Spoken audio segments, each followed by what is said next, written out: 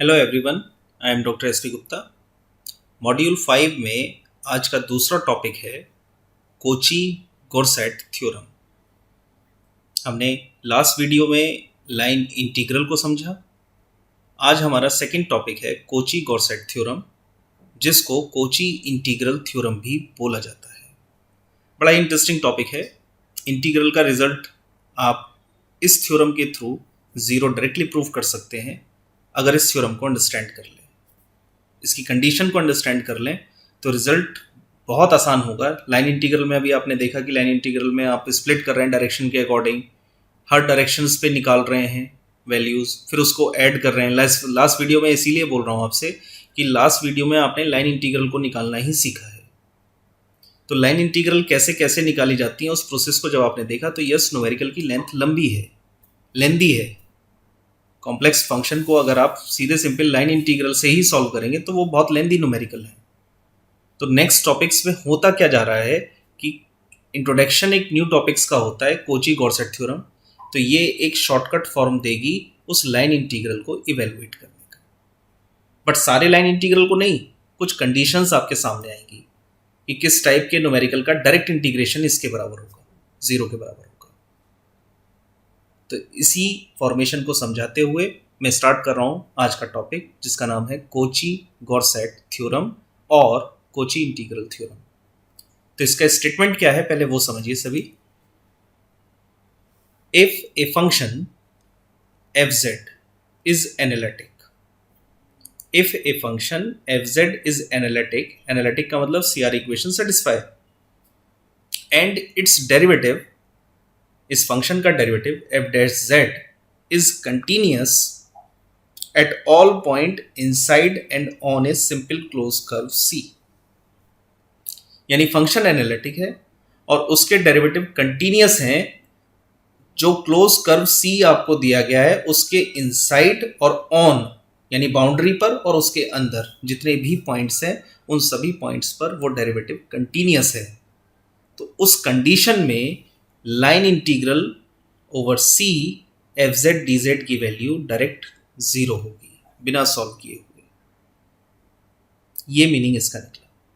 तो यानी कि हम इंटीग्रल सॉल्व ना करके हम एनालिटिक प्रूफ कर दें उस फंक्शन का, और एनालिटिक प्रूफ करने के बाद जो उसमें पॉइंट्स दिए गए हैं डेरिवेटिव फॉर्म के, जो पॉइंट्स हैं, रीजन जो दिया गया है, उस रीजन पर अगर हम कंटिन्यूअस प्रूफ कर दें तो वो इंटीग्रल का रिजल्ट जीरो के बराबर होगा।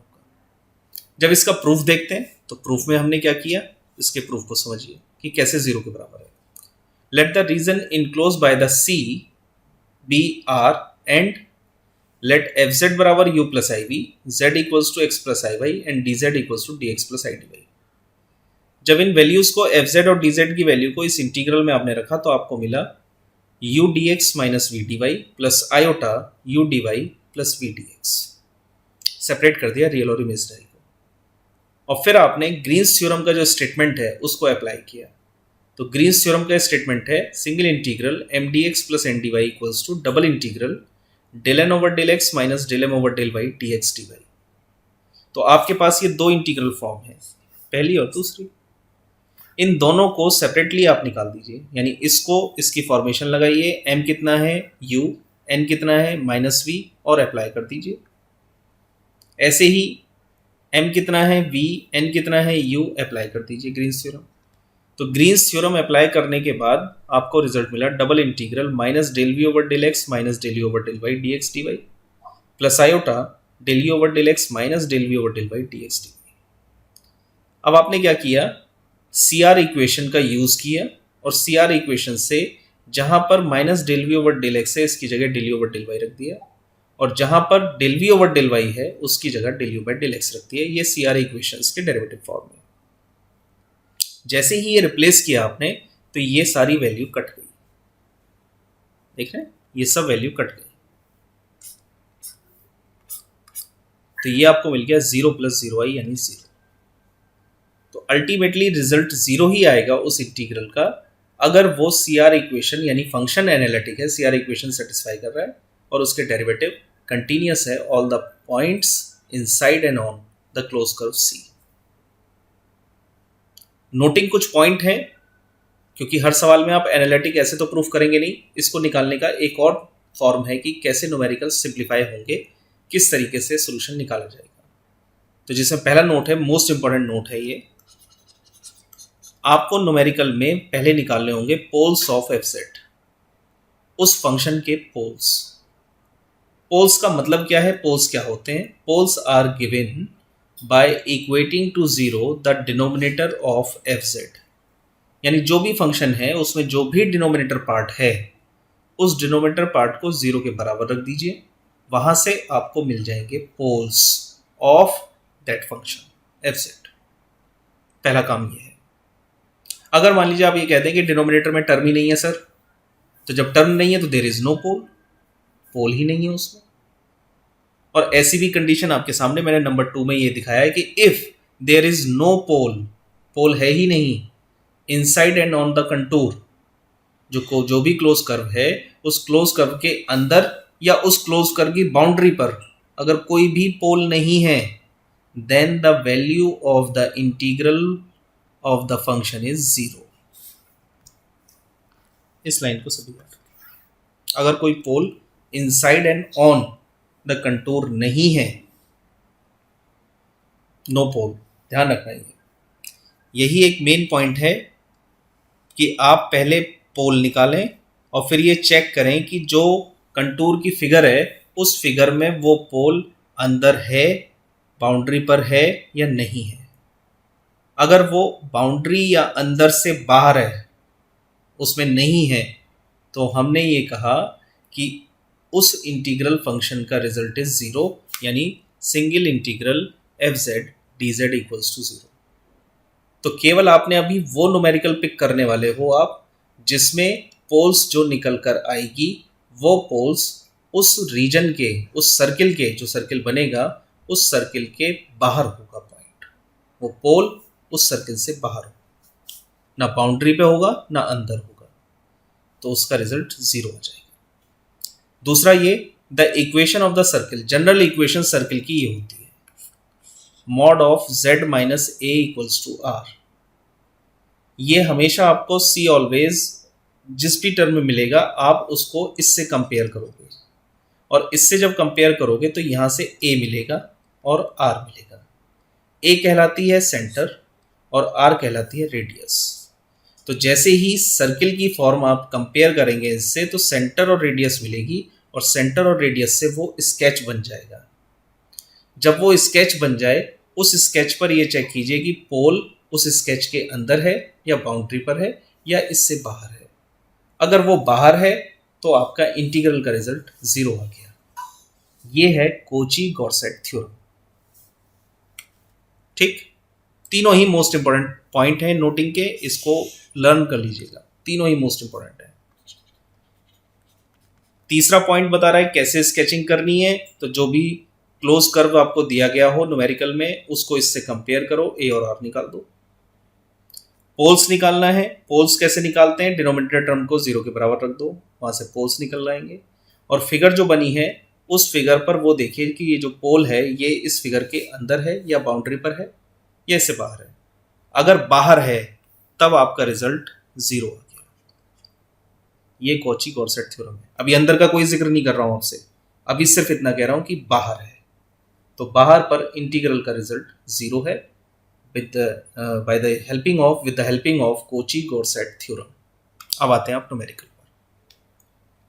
3 सवाल जिसको मैंने पिक किया है, जिसमें एक वेरीफाई है, 2 फाइंड है, और ऐसे ही 3, ये 2 सवाल, 2 के मैंने पार्ट दे दिए, ABCD 4 और एक 5 सवाल है। ये 5 सवाल आपके होमवर्क के लिए, जिसमें पहला वेरीफाई है और बाद के 2 फाइंड वाले हैं, इवेलुएट वाले हैं। तो आप देख रहे हैं सबका आंसर जीरो है। क्यों? क्योंकि जो सर्किल दिया गया है, इस सर्किल का स्केच और इससे निकलने वाला पोल, वो पोल की वैल्यू इस स्केच से बाहर होगी, तो डायरेक्ट रिजल्ट जीरो आ जाएगा। इसमें वेरीफाई करना है, तो वेरीफाई का मतलब होता है LHS RHS दोनों तरफ से वेरीफाई कीजिए, यानी पोल्स के तरीके से ही वेरीफाई कीजिए जो कोची गॉर्सेट है, और दूसरा लाइन इंटीग्रल जो पिछला टॉपिक समझा है उससे सॉल्व कीजिए, इसको फिगर बना के, लाइन बना के, अलग अलग लाइन का निकाल के उससे फाइंड कीजिए। दोनों से रिजल्ट सेम आना चाहिए, तो तब आप कहेंगे hence Kochi integral theorem verified. तो विदाउट एनी डिले स्टार्ट करते हैं। पहला सवाल वेरीफाई बेस्ड है। न्यूमेरिकल 1 यानी solution of 1, verify Cauchy Goursat theorem for the function fz equals to 3z square plus iz minus 4। fz दिया गया है हमें 3z square plus iz minus 4। इसके अलावा हमसे कहा है along the parameter of square, यानी स्क्वायर की शेप है विद वर्टेक्स, स्क्वायर के जो वर्टेक्स पॉइंट हैं 1 plus minus i minus 1 plus minus आई। तो शेप है स्क्वायर की और इस स्क्वायर के वर्टेक्स दिए गए हैं 1 प्लस माइनस आई और माइनस 1 प्लस माइनस आई। तो ये कह सकते हैं हम इसको कि ये हमें दिए गए 1 plus I, 1 minus i, minus 1 plus i, minus 1 minus आई। इन चारों से अगर हम कंपेयर करके पॉइंट निकालें एक्स और वाई के, तो पहले से मिलते हैं एक्स बराबर 1, वाई बराबर 1, दूसरे से मिलता है 1 माइनस 1, तीसरे से मिलता है माइनस 1 1 और चौथे से मिलता है माइनस 1 1।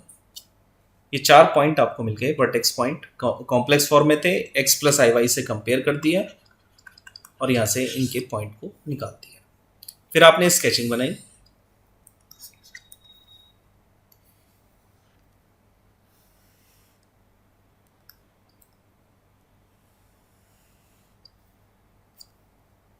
ठीक, पहला पॉइंट है 1 1, तो 1 1 कहाँ होगा, x1 और y1।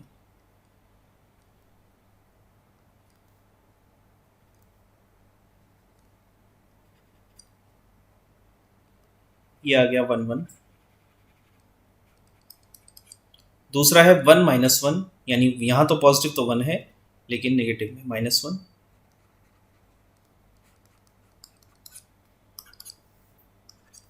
तीसरा है माइनस 1 1, यानी माइनस 1 यहां और 1 ऊपर। और चौथा है माइनस 1 माइनस 1।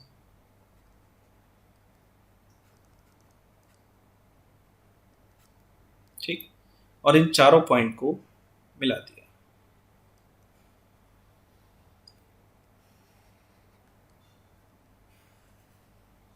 तो ये चारों पॉइंट को मिलाने के बाद आपके पास जो शेप आई वो हो गई स्क्वायर की शेप विद कोऑर्डिनेट, और डायरेक्शन इसका ए, फिर बी, फिर सी, फिर डी। ठीक, क्योंकि ये न्यूमेरिकल वेरीफाई करना है, देख सकते हैं आप। तो वेरीफाई कैसे किया जाता है उसको समझ रहे हैं आप, कि पहले वर्टेक्स पॉइंट से आपने ग्राफ बना दिया। ग्राफ बनाने के बाद आपको 4 लाइन मिली, A B, B C, C D, D A, यानी integral of C F Z D z ये बराबर हुआ integral A B F Z D z plus integral B C F Z D z plus integral C D F Z D z plus integral D A f Z D z. ये है line integral जो पिछले topic में आपने समझा। Done. तो अब हमें इसको इवेलुएट करना है। तो मैं ये भी देख सकता हूं कि ये जो a है ये a पॉइंट पर है 1 प्लस आई, b पॉइंट पर लिमिट है 1 माइनस आई, यानी इसका वर्टेक्स पॉइंट ये है। तीसरे c पॉइंट पर है आपका माइनस 1 प्लस आई, क्या है माइनस 1 प्लस 1, कुछ गड़बड़ कर दिया मैंने, राइट। a पर है 1 प्लस आई, b है माइनस 1 1, माइनस 1 1 का मतलब है माइनस 1 प्लस आई, c है माइनस 1 माइनस 1, यानी ये पॉइंट माइनस 1 का मतलब है माइनस 1 माइनस आई, और चौथा है 1 माइनस आई, यानी 1 माइनस आई। ठीक, ये मैंने इसलिए लिखे ताकि लिमिटिंग फॉर्म समझ में आ जाए। तो पहले हमने निकाला integral A B F Z D Z. Integral A B का मतलब है इस डायरेक्शन में, इसमें लिमिट है 1 प्लस आई से माइनस 1 प्लस आई पर। तो 1 प्लस आई से चला माइनस 1 प्लस आई, और फंक्शन है एफ जेड का 3z square plus i z minus 4, और इसको इंटीग्रेट करना है विद रिस्पेक्ट टू जेड।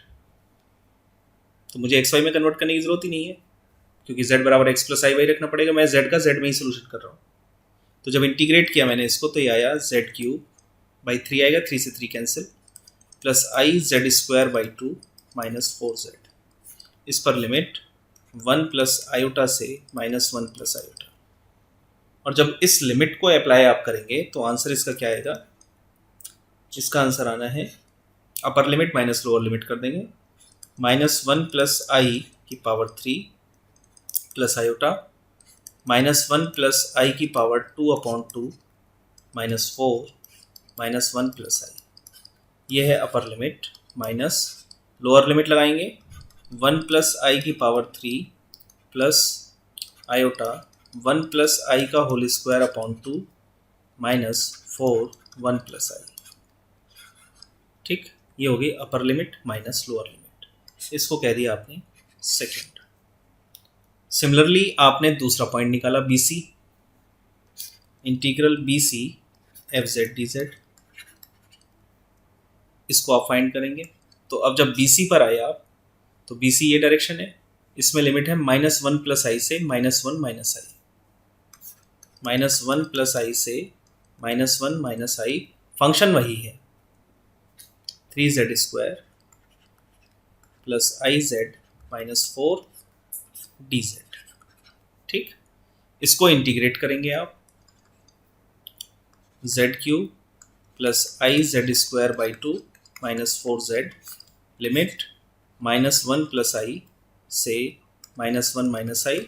और जब इस लिमिट को अप्लाई कर देंगे आप तो ये आपको मिल जाएगा माइनस 1 माइनस आई की power 3, right, plus iota minus 1 minus i की power 2/2 minus 4 minus 1 minus i. ये हुई upper limit, minus lower limit लगाएंगे माइनस 1 प्लस आई की power 3 plus iota minus 1 plus i की पावर 2/2 और माइनस 4 माइनस 1 प्लस आयोटा। ये हो गई लोअर लिमिट, इसको कह दिया आपने 3। सिमिलरली ऐसे ही तीसरे का और चौथे का निकालेंगे। तो नेक्स्ट आया C D F Z D Z, इस पर लिमिट है, सी डी को देख लेते हैं लिमिट क्या है। सी डी पर लिमिट है माइनस 1 माइनस आई से 1 माइनस आई तक, माइनस 1 माइनस आई से 1 माइनस आई तक।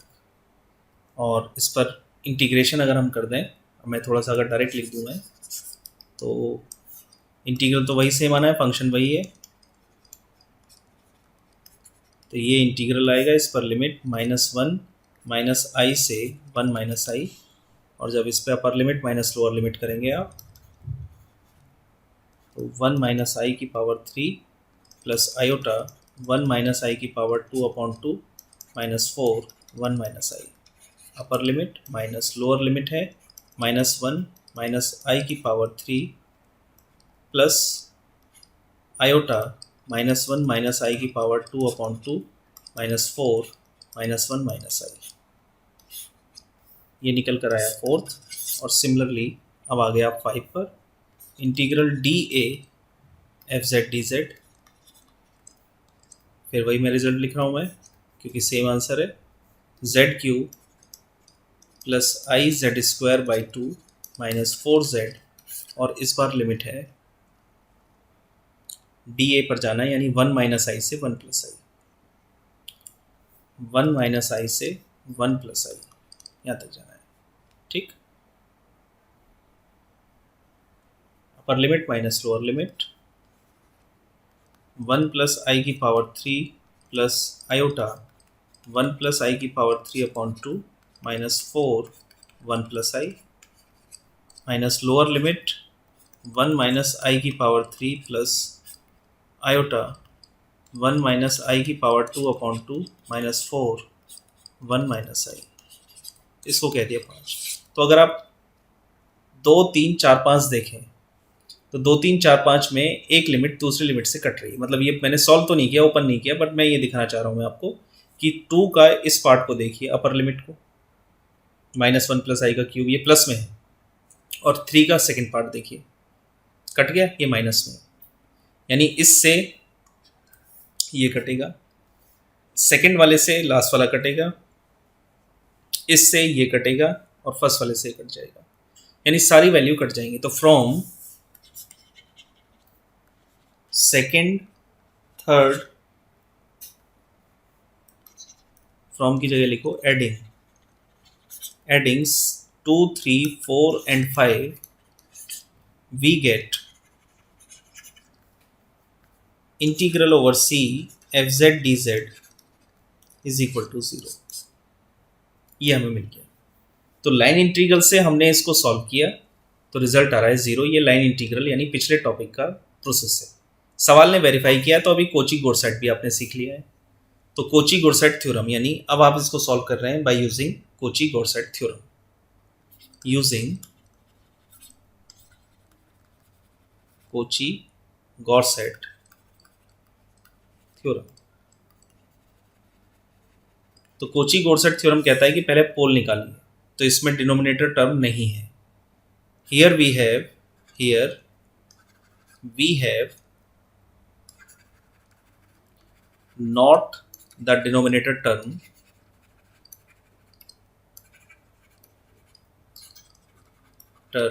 इन fz में कहीं भी नहीं है denominator term. Therefore there is no pole किसमें, इन स्क्वायर ABCD। इस ABCD स्क्वायर में कोई भी पोल नहीं है। और जब पोल नहीं होता है किसी भी रीजन में, या नहीं है या बाहर है, बात तो एक ही हो गई, उस रीजन में नहीं है, पोल नहीं होता है, तो therefore by Kochi Goursat theorem integral over c fz dz is equal to 0. Hence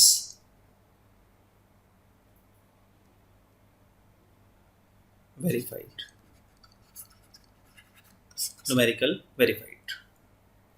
तो इस तरीके से आपने वेरीफाई किया। अब आप देख लीजिए कि कोची गॉर्सेट आया तो उसने सवाल को 4 लाइन में सॉल्व कर दिया, रिजल्ट निकाल दिया। लेकिन जब कोची गॉर्सेट नहीं आया तो लाइन इंटीग्रल देख लीजिए कितना लंबा हो रहा है सवाल। यही अंतर है कि लाइन इंटीग्रल जब कॉम्प्लेक्स फंक्शन का किया तो वो बहुत लेंथी आने लगा। तो फिर इसके शॉर्टकट की तरफ चलेगी, इसके शॉर्टकट फॉर्म में हम कैसे सॉल्व कर सकते हैं। तो क्योंकि कॉम्प्लेक्स वेरिएबल है तो एनालिटिक भी प्रूफ किया है, एनालिटिक प्रूफ किया है तो एनालिटिक से हम कुछ रिजल्ट निकाल सकते हैं इंटीग्रल का।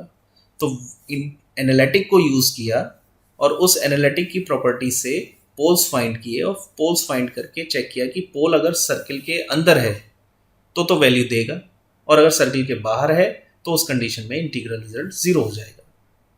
तो केवल और केवल कोची गॉर्सेट उन न्यूमेरिकल के लिए बनी जिनमें, यानी उसका रिजल्ट जो कोची गॉर्सेट का है वो केवल उन न्यूमेरिकल में 0 रिजल्ट देगा जो उस कंटूर से बाहर पोल होंगे, केवल ऊपर। अंदर के लिए कुछ अलग चीज आएगी, उसको आगे सीखेंगे आप। तो अब दूसरे सवाल पर आते हैं। सेकेंड न्यूमेरिकल है फाइंड द इंटीग्रल। इसको फाइंड करना है where c is the circle mod z equals to half. ठीक, अब जरा दूसरे के सोल्यूशन कीजिए। सोल्यूशन 2। तो सर्किल की इक्वेशन क्या दी है, सर्किल है mod z equals to half. अगर इसको आप कंपेयर करें तो कंपेयर आपने किया किससे, mod z minus A equals to R से। तो a जो कि होता है सेंटर, वो क्या मिला 0, यानी 0 0 is the centre, and radius r होती है, और रेडियस कितनी मिली, हाफ। तो जब आप इसको फिगर बनाएंगे, सेंटर तो 0 0 है और हाफ रेडियस पर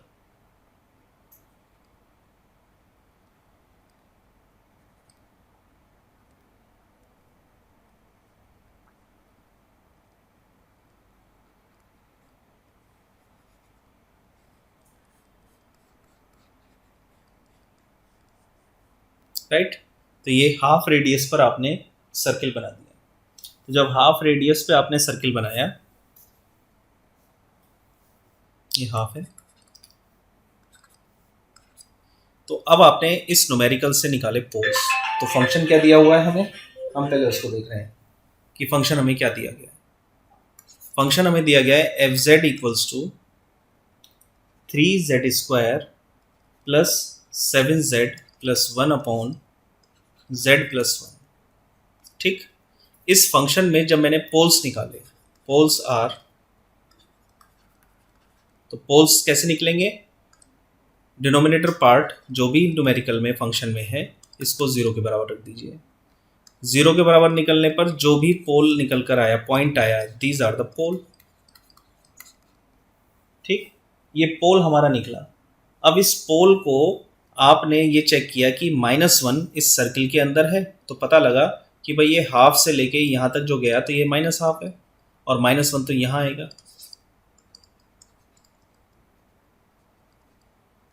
है ना,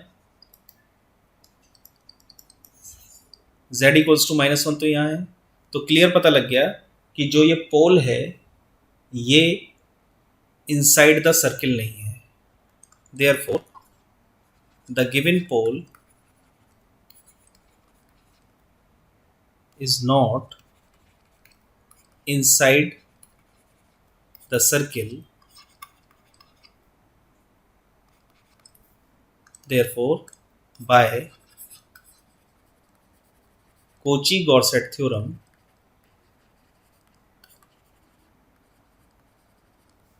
integral of that function 3z² plus 7z plus 1/z+1 dz, ये रिजल्ट आ गया इसका 0। तो ये देखिए कितना आसान हो गया न्यूमेरिकल, ये देखते हुए कि पोल्स निकलने के बाद, यानी पहले तो आपने उस सर्किल पर क्या बनाया, शेप बनाई कि वो सर्किल की शेप क्या है। तो न्यूमेरिकल में जो भी रीजन दिया गया है उसको कंपेयर किया z - a equals to r से, सेंटर और रेडियस निकली, उससे सर्किल बना दिया। फिर फंक्शन को लिया, पिक किया, और उस फंक्शन के डिनोमिनेटर पार्ट से क्या निकाला, पोल्स। पोल्स जो निकल कर आया, उस पोल को देखा कि वो पोल उस सर्किल के अंदर है। अगर सर्किल के अंदर होता तो ये फिर 0 नहीं होगा इंटीग्रल, फिर ये वैल्यू निकलेगी, उसको अगले टॉपिक से समझेंगे। लेकिन अगर ये इस सर्किल के बाहर है तो उस कंडीशन में आपने लिखा कि ये इनसाइड द सर्किल नहीं है, तो कोची-गॉसेट थ्योरम कहती है कि वो फॉलोइंग इंटीग्रल किसके बराबर है, 0 के बराबर। ये था आपका न्यूमेरिकल नंबर 2। तो देखिए कितना सिंपल हो गया, लाइन इंटीग्रल ही सॉल्व किया, 0 रिजल्ट आ गया इस टाइप के सवाल का। ये है कोची-गॉसेट थ्योरम। तीसरे सवाल को देखें तो find the value of z+4 upon this where c is the circle z+1 equals to 1। इसको देखिए, सॉल्यूशन ऑफ 3।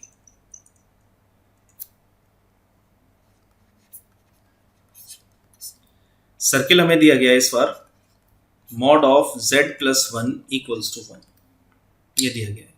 जब आपने इसको कंपेयर किया mod of z - a equals to r से, तो सेंटर मिला 1 और रेडियस मिली 1। जब आप इसको ड्रॉ कर रहे हैं तो ड्रॉ करने पर ये 1 है, ये 2 है,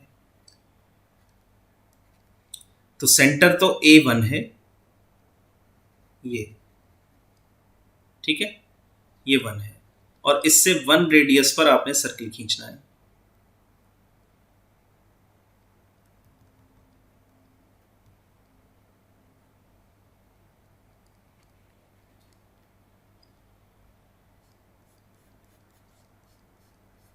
तो ये जो सर्किल है, ये सर्किल यहां है जिसका सेंटर 1 है, तो 1 रेडियस पे 1 की डिस्टेंस लेकर आपने सर्किल ड्रॉ कर दिया, ये सर्किल बन गया। उसके बाद फंक्शन क्रिएट किया कि फंक्शन क्या है, एफ जेड क्या दिया गया है हमें, एफ जेड दिया गया है z+4 upon z² plus 2z plus 5। इस फंक्शन की डिनोमिनेटर टर्म को लिया, पोल्स के लिए हमने क्या लिया, equate to 0 the denominator term.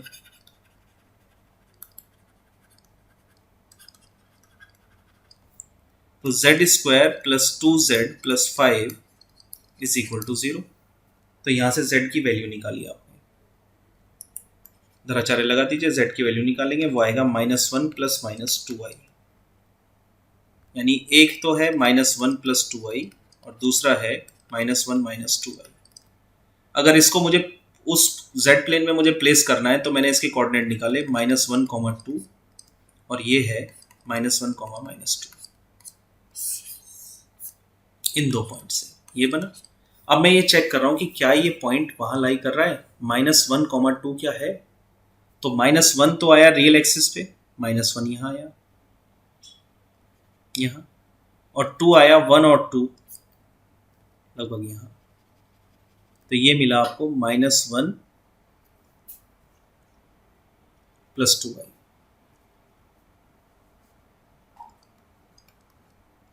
ये पॉइंट यहां पर है, दिस वन।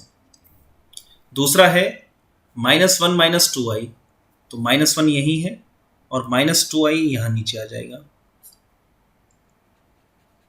यहां। ये है z = -1 - 2i।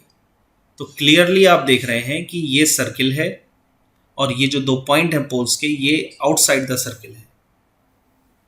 Clearly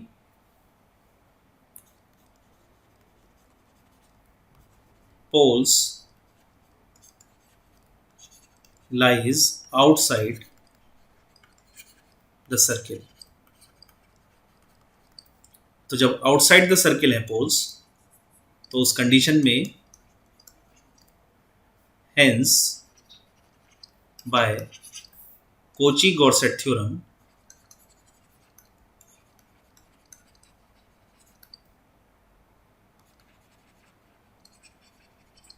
integral of z + 4 upon z² + 2z + 5 dz, इसका रिजल्ट आ गया 0। तो बस इतना काम करना है। ये एक हिंट भी है, ये एक शॉर्टकट तरीका भी है। मैंने आपको 2 सवालों से बताया कैसे फाइंड करते हैं। पहले दिए गए सर्किल पर सेंटर और रेडियस निकालिए, फिगर बना दीजिए। फिर फंक्शन से पोल्स निकालिए, यानी डिनोमिनेटर को 0 के बराबर रख के रूट्स निकालिए और उन z को उस फिगर में प्लेस कीजिए। अगर वो पॉइंट z के उस सर्किल की बाउंड्री पर या उसके अंदर है तो इंटीग्रल की वैल्यू निकलेगी, लेकिन अगर वो उसके बाहर है तो उस इंटीग्रल का रिजल्ट 0 होगा बाय यूजिंग कोची-गॉर्सेट थ्योरम। तो इस पर बेस ये 3 सवाल मैंने सॉल्व किए कोची-गॉर्सेट पर, जिसमें एक वेरीफाई और 2 फाइंड, और सवाल आपको होमवर्क के लिए दिए हैं जिसमें एक वेरीफाई है और बाकी सब इवेल्युएट है यानी फाइंड है। तो फिगर बनाइए, फिगर बनाने के बाद पोल्स निकालिए और पोल्स को देखिए वो उसमें लाई कर रहा है नहीं कर रहा है। नेक्स्ट वीडियो में मिलेंगे आपसे नेक्स्ट टॉपिक के साथ। ये हमने आज फिनिश किया कोची-गॉर्सेट थ्योरम। नेक्स्ट टॉपिक है Kochi integral formula. Thank you.